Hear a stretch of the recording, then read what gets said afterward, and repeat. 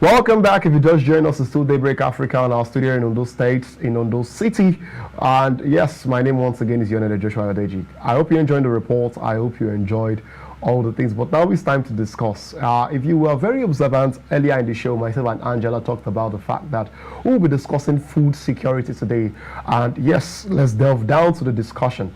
I must put it to you that Nigeria is experiencing one of its heaviest food inflation in the last few years. And it's always worse when it comes to the period of the festive season in Nigeria.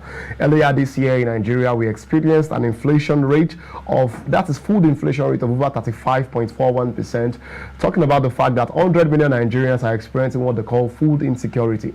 And in this festive period, it's getting more obvious that many will experience a bit more inflation in the aspect of food, and we are going to be looking at food security today.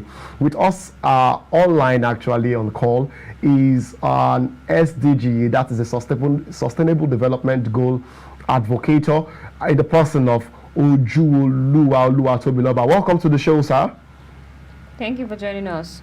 Thank you so much. Good morning, Joshua and Angela. And I hope you are doing great too. Yeah, we are doing great actually. How are you doing? I'm fine, thank you. So let's delve down to the discussion for today. Now, Nigeria is experiencing food inflation in its highest numbers over the years. And we are in the festive season talking about the fact that food inflation is experienced at an higher rate too at this time. What's your take on the whole thing attached to food inflation in Nigeria? Well, I must be sincere with you that food insecurity, food inflation, food safety is actually the top talk crisis in Nigeria. As of today, the height of malnutrition, the height of death is increasing, not just by sickness alone, but by, So food security and food safety in Nigeria is not a new talk, particularly in this era that we are. The death rates, the malnutrition rates is getting higher day by day, and this can be linked to the fact that there is high cost of food production, high cost of food purchase, and food inflation. And this actually starts from the fact that there is instability in terms of weather, which is what we call climate change. There is high cost of inputs when it comes to farmers producing, and there are also issues around insurgency, where farmers cannot go to farms anymore. They can't do their regular routines anymore. The numbers of farmers has actually reduced because they've chased them out of where they used to work. So there are few people working and there are more population to feed. And definitely there will be more tension when it comes to food security, which we call food insecurity. And particularly in this era of festive season,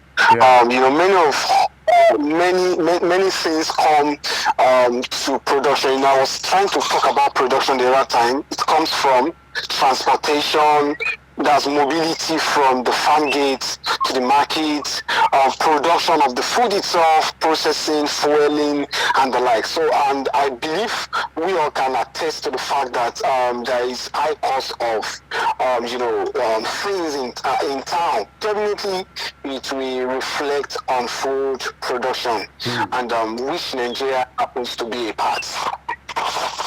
Okay, regarding this whole festive season and hike in price of food commodities, we know over time that whenever it's festive periods like this, there's always a high demand, and also the price just skyrockets all of a sudden. What are some of these contributory factors you think are responsible for this? Yes, like I said the other time, part of it is that's mobility. Okay. We all know that during festive seasons like this, drivers will begin tax, more than they charge for transportation. And this also actually occurs when it comes to agriculture as well too, whereby taking food or produce from the point of production down to the market gets more increased day by day. So it's actually one of the challenges we've been able to discover over time. And secondly is the cost of production. I must be sincere with you. If I should make a reference, June of this year, we used to buy one input, a unit of an input in palm oil section at 100,000 naira. As I speak yesterday, and it was sold for 250,000 naira. Wow. So between July and now, there's over 150% increments on it. Wow. So definitely it will affect the price of palm oil in town. For the masses in markets. And this is part of what we are trying to say, that the cost of production is also affecting. But most importantly, why this thing is so rampant in this festive season is, number one, we are entering the dry season, and in Nigeria, as we are, we don't have a good storage system. So by the time we harvest, we don't have a sustainability plan to see that, okay, we have tomatoes, what can we do? Thank God for someone like Dangote companies that just opened something around Kano of recent. So putting all of these factors together tends to bring more tension to food inflation and food insecurity in our clan, in Nigeria, as a country. But looking at it, you said something very, very vital actually, that we don't have the sustainability plan and we don't have a storage system in this country. Talking about the fact that the festive period actually is also the dry season. December, January, February, majorly is the dry season we do have. Then March becomes the season when the rain begins to come gradually. Now, storage system is sustainability plan. You are an SDG advocator.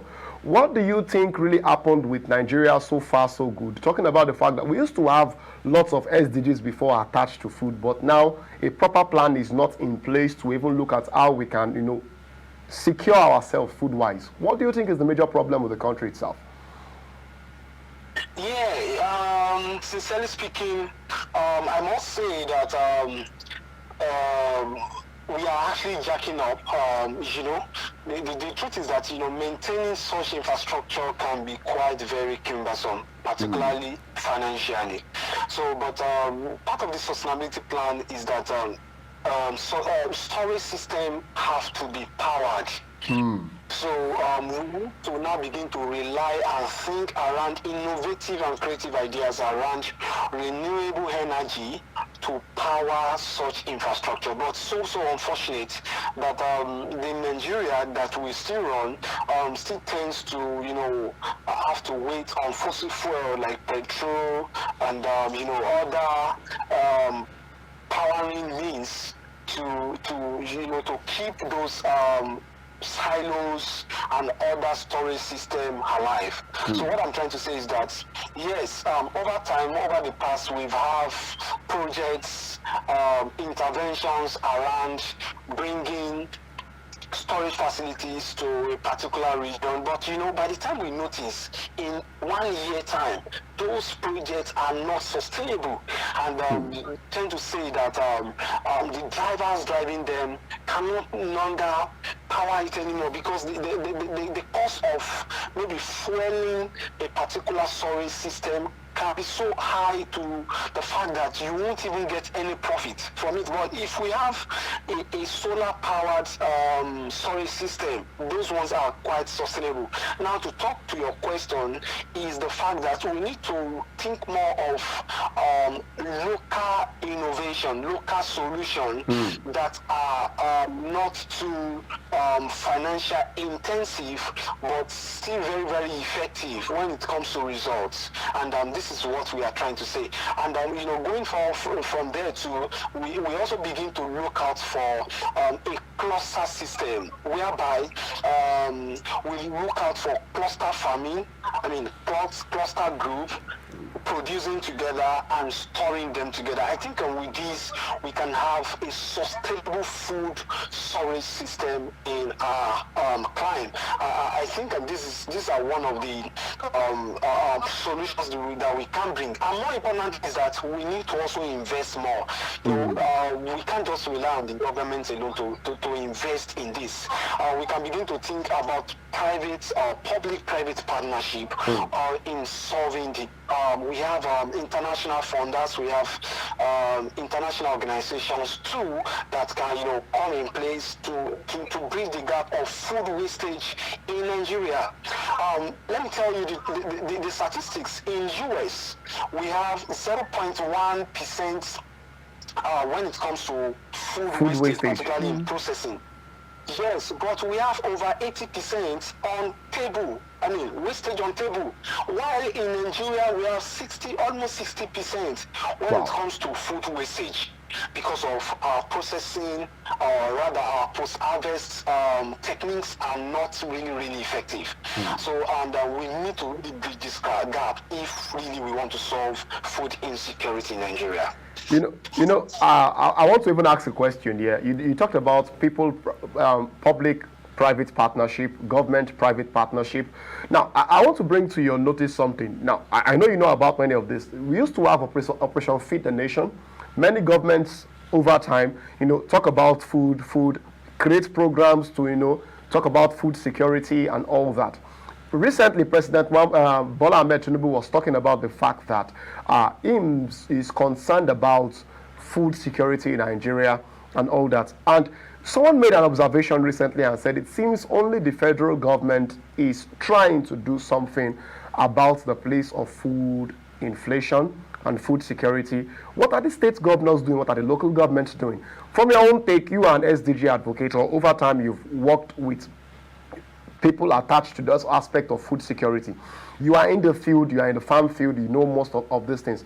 From your end, what do you think the government has done so far that is trying to cushion? What efforts have you seen from the government so far as we speak in trying to tackle this problem from your own end? And what's your comment on it? All right, to be sincere with you, Joshua, I must tell you that the southwestern governments are governors rather, are really working intensively to actually have this done. I don't know if you have been following the trend. The Dawn Commission hosted the 6 states of the southwest. It should be around August or thereabouts, where all the commissioners in charge of agriculture and even their governors come together, just the way we have the Amotekun now in the old southwestern states now. That is how we also have a food revolution ongoing in southwestern states. And following the trend too, you must see few other governors taking the lead, and one of those is Niger State Governor. Daku. I can tell you that, yes, exactly, a lot of innovation, a lot of investment is going on in all of these places. Yes, I can tell from my own point of view that the governments are really rising to the situation, but definitely we still need more, particularly engaging more youths. Why we tend to talk more about the youths and women is because the youth is the strength of any nation. That's number one. And in Nigeria, the youth takes 60% of the population. So if the youths are taking 60% of the population, simply means that they are the sustainability plan of this country. So we need to really look out for more flexible ways to bring youth. And this also tend to come with high city, come with technology, come with creative innovations to see that the youth are really involved. So we should think more of precision farming, think more of greenhouse farming, and one of those techniques that youth will be enticing to really jump on. So the southwestern governors are really trying. Like I said, I made mention of the Niger State governor and some other governors, even in the eastern parts of Nigeria, are really making efforts to bring about reduction in food insecurity in Nigeria. Well, that's very interesting. It's important that you noted that the population which would be much more needed would be the youth. And we know for a fact that youth in Nigeria, you would actually have to enlighten them to an extent before they would agree to, go into such a sector. However, how do you think the government can go about enlightenment, on more like drawing the youth closer to the agricultural sector? And also, how do you think they will be able to fund and properly implement policies and even the right technologies, adopt the right strategies into this process, which you already talked about? Not just the responsibility of the government to do that alone. Non-governmental organizations also have such responsibility to go on. And secondly, is the place of, why all of these are not really, because while we do awareness, we must also do capacity building. Okay. Now, awareness is just to open the eyes of people, while capacity building tends to bring people on what to do. So you can't, there's a saying that where there is no law, there is no sin. So, yes, so for instance, when we talk about the climate change, environmental sustainability, SDGs and the likes, you might not be aware. So it is until you are aware you can begin now to take actions or take steps as regarding them. Same also comes down to the agricultural sector. Now, we have been preaching about urban agriculture. If you notice, not everybody will have to go to the farm. I mean, to the rural place. Why? Because food production does not have to be just in the rural place alone.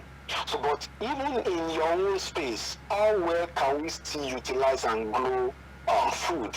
And that is the place where urban agriculture actually comes in. So, by the time we empower NGOs, we give them some support, they can easily go down to the grassroots to mobilize more people. Make them aware, and by so doing, we have more armies join the food champion and championing the call for reduction in terms of food production. We raise more people to produce more food, and most importantly is that we must also subsidize. There's a need to subsidize inputs, farm inputs, crop inputs, plant inputs for farmers and for young people that are intending farmers. Because for you to even manage a plot of land, I can tell you for free, I'm on the field, I can tell you, you must be really financially empowered. Yes, buoyant for you to really do anything meaningful at the end of the circle.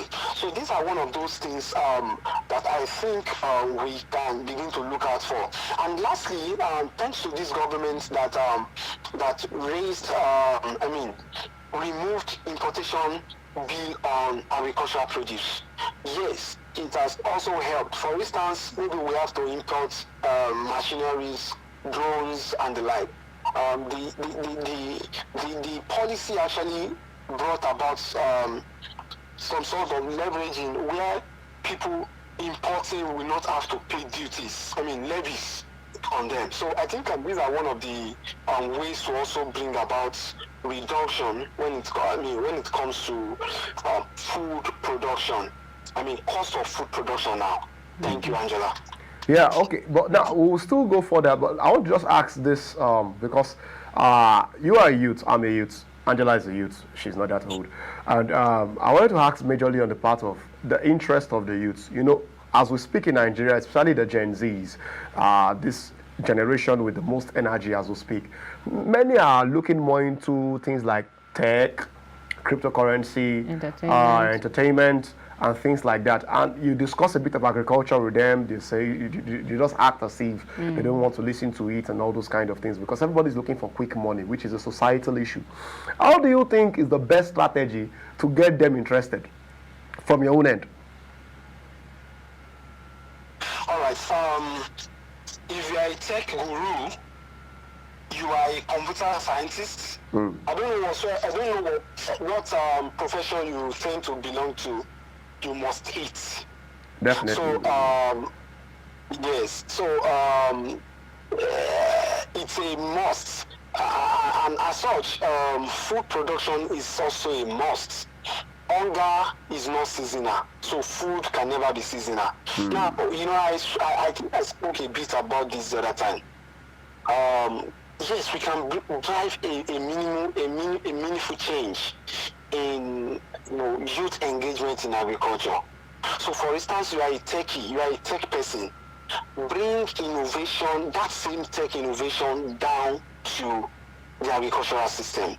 Now, there are a lot of innovations going on. Let's take, for instance, precision farming. With precision farming, we've seen data analysis on crops, pests analysis. You can even calculate drought analysis on our farms. We've seen places whereby you automate, you make use of drones to work, not just to be wetting or not just to be spraying chemicals, but they help you to also manage your pests. Oh, okay, this one is falling well, is not falling well. They can easily calculate. So, and all of these innovations came through from the tech world. So now let's take it over again. Another profession could be a medical person. Yeah. Through your line of medical or medicine, being a pharmacy now. Yeah, exactly. Yeah. You can also bring that innovation down to agriculture. Okay, with this, you can organically solve this issue. Disease. You are still talking about food. Why? Because you are reducing your money on what you have been consuming. You are now consuming. You are now eating your food, your medicine as food. This time around, there will be a reduction as regards your reliability on hospital to live, because you are eating quite. So every profession actually have a way to play. Now let's take, for instance, the Bitcoin or blockchain technology. Now if you get to a time whereby we also have concept with AgroCoin, where you don't need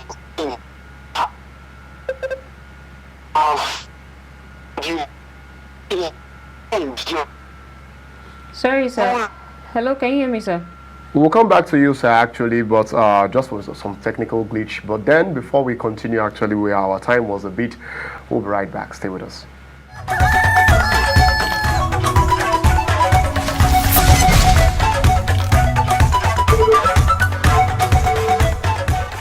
Welcome back to the show. If you just joined us, it's still Daybreak Africa, and now it's time again to enjoy another segment of our discourse. I hope you enjoyed Ghost Act, actually. I hope you are inspired to do whatever you want to do. But then, Ojuoluwa is still with us, still discussing on the place of food security in Nigeria. So one part, Mr. Ojuoluwa, which I want to even get more clarity on, is the place of wastage. You talked about the fact that if you go to the United States, it's 0.1%. In Nigeria, we're having 60% food wastage. For a country where we are still looking for foods in the market and there is still as much wastage as 60%. What's your take on it? What do you think are the efforts the Nigerian government should be doing as we speak to ensure that at least there is a bit of a cut down, especially in this festive period, to ensure that food is sufficient enough for people? Yeah, thank you so much, Joshua. Yes, I want us to always know that there are three tiers of governments. We have the federal, we have the states, and we have the local governments. So, yes, I know most emphasis have been placed on the federal. I just wanted to know that everybody has a part to play in this food insecurity, food wastage solution, and the likes. And even private organizations have their own part to play. But to answer your question, is the fact that more innovative solutions should be raised.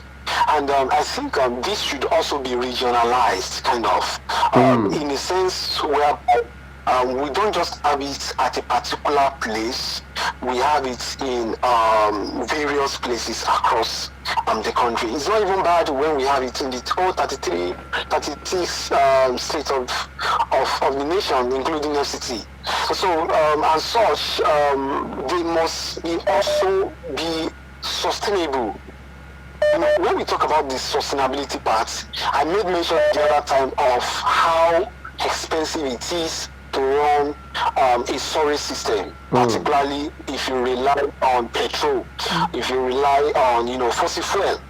So it's quite very important that we begin to also look out for how can we use renewable energy to see that we power this initiative. And secondly is that we also need to look out for circular economy in every produce. Now, I want you to know that there is no waste. Okay. Waste is anything that is completely wasted. Now think about it. I just want us to look at a produce, for instance, cassava. Think about it. What waste can you pick out from any part of cassava? You can't see.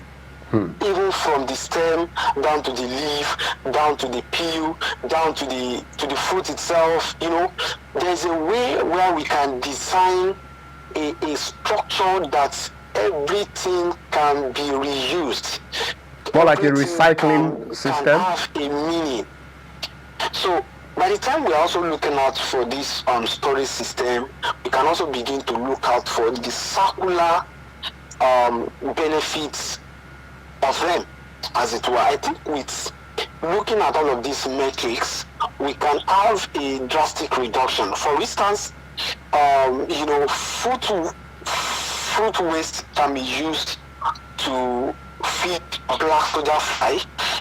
Soda fly can be used to feed our animals, particularly livestock animals like chicken, fisheries, and the likes. So which reduction, us relying on buying the conventional feed, we have to reduce.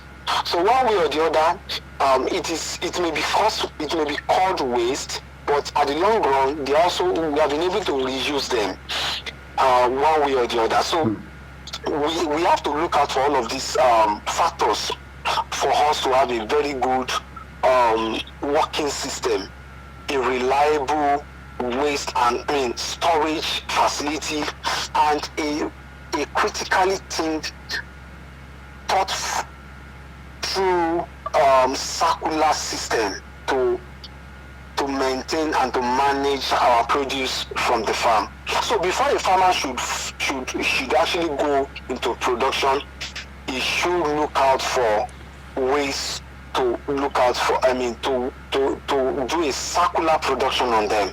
And definitely it must not be that farmer that must do that. We must have a line of value chain actors that we act on that. A line of value chain actors that we act on that. You were talking about value actors aside from the farmers in the value chain, like proper actors aside from the farmers in the value chain actually. So what actors were you talking about particularly? Okay, all right. For instance, I made a reference to food waste, fruits, maybe melon waste, pineapple waste. I said they could be used to feed black soldier fly. But there are people that they will be at that stage of picking those waste. Okay. Another one, that's an actor, or that value chain actor. They will send it over to those that will be needing them. I mean, those cultivating BSF. Okay. Now, do you know that from banana peel now, I mean banana waste now, the sucker itself, the waste itself, they've been able to weave out materials that can be used as leather. Wow. So that's a value chain. Yes, that's a value chain itself. That's a value chain itself, whereby people picking it from the farm, they take it down to the factory. From the factory, they remove the necessary things, they do the needful things, and they also sell back to the market. So looking at all of this circular system, we will discover that because we have been running a linear system over time, and a linear system is a straight system, which simply means produce. So the produce used trash is a linear system. While the concept we run presently is what we call a circular economy system, whereby you produce, you use, you reuse, and where the recycling system comes in. So this is one of those ways we can keep fit the agricultural system, particularly in reduction of food and bringing about a meaningful change in our economy. I'm quite concerned about the hike in price of commodities in the market. We know for a fact that the government has, one way or the other, tried to put policies in place that would guide and regulate prices in the marketplace. But you discover that some places, their prices differ, which gives them the opportunity to increase and inflate prices the way they want, without any regulations or penalty whatsoever. So how do you see this? How have this affected Nigeria at large? Yes, to be sincere, the cost of production differs to every producer. Okay. So because the amount I buy inputs here is not the same way to be sold elsewhere. So, but I think to bring solution to this, there should be what we call a unit or a commercial unit board that regulates prices of commodity. But this commodity unit board. So, but this can be relevant when the government is actually paying a subsidy on what the farmer is actually producing. Now, you can't tell me I have spent 20,000 naira to produce a particular product, and you are telling me I must have to sell at 18,000 naira. It does not work. So, but if you have been able to subsidize 10,000 naira for me, and you are telling me to sell for 18,000 naira, of course, the cost of production is 10,000 naira, and you are saying, oh, I want everyone to sell at 13,000 naira to at 15,000 naira. Definitely, it can still work. So a medium whereby there is no system on board to actually regulate in terms of providing a succor kind of for the farmers or for the producers, it will be very hard for any government to now stand up, because they will still collect tax. There will still be tax payments, VAT and the likes. So it will be very hard for the government to now stand up and say, oh yeah, we want you to sell, except the government is now buying from all farmers and now selling to the populace. So these are the few things we can do to bring about price regulation. Price regulation can never happen with the system we are running at the moment. And you can see for petrol. Now let's take for petroleum or for dollar. Okay. You could see that it's quite easy to regulate the price. It's very easy to regulate the price because you are going to a depot, which simply means everybody is going to a source to get. But in fact, it's even now, imagine that everybody is going to a source to buy food. Definitely the price will be uniform. Yeah, So definitely. I think we should bring that system down to the agricultural sector. It will work. But if there is no subsidy or there is no board controlling it, it will not work. And that is why we are having what we have at the moment. So you are saying that it's either there is a board set to regulate, or the government buys from the people. That is, the system that we use for the petroleum should also be put in place for agriculture. Now, which do you think is most effective in this festive period, like an urgent solution to the food price reduction? Which do you think is the most effective and can easily be feasible in this particular time? Now, for this season, the first way we can do is to allow, that farmers, they buy their produce and they sell to the public. So from there will be what we call subsidy on what they are buying. So if farmers are not selling directly to the populace, there is this kind of reduction that will happen. Why? Because if you check it, I think we don't have that time. I would have said we should examine the place of middleman. So the issue of middleman in the agribusiness alone has also caused one of the issues as regards food inflation. I was about going there actually, the place of the middleman actually. I was about going there. So let's dwell on it a bit as we crescendo a bit on this program. Okay, so now the thing is that you have good amount of money. It's actually not bad, the middleman experience in the business, but it can be so exorbitant to see that they are the one eating the larger part of the share. Because they have good money to buy those produce large and sell at any amounts, particularly exorbitant amounts to the populace. So, but if there is a direct relationship between the farmers and that board, there can be drastic reduction. And that board does not need to be a central system, a system whereby for every local government we can always have access to them, because the cost of production to you even taking it to the capital city can be enormous, whereby what you want to even achieve may not be achievable. But we have extension agents that can come, dispatched into all of these agri hubs to do the needful as regards actualizing it. So this will reduce the power of middlemen, the power of anyone that wants to sell at an amount that is not actually supported in the society. I think with this we can have a better Christmas, a better festive, because this is actually not the challenge of festive. Christmas alone, we have it every time we want to have it. And the likes, which is quite not too good for a growing economy. But on the long term basis, as we round off on this segment, on the long term basis, what just a brief breakdown from your own end, what are the steps that should be taken so that in the next 2, 3, 4, 5, 10 years, 20 years, 30 years from now, Nigeria should not be in this situation where we're having food insecurities. We all know the climate is changing.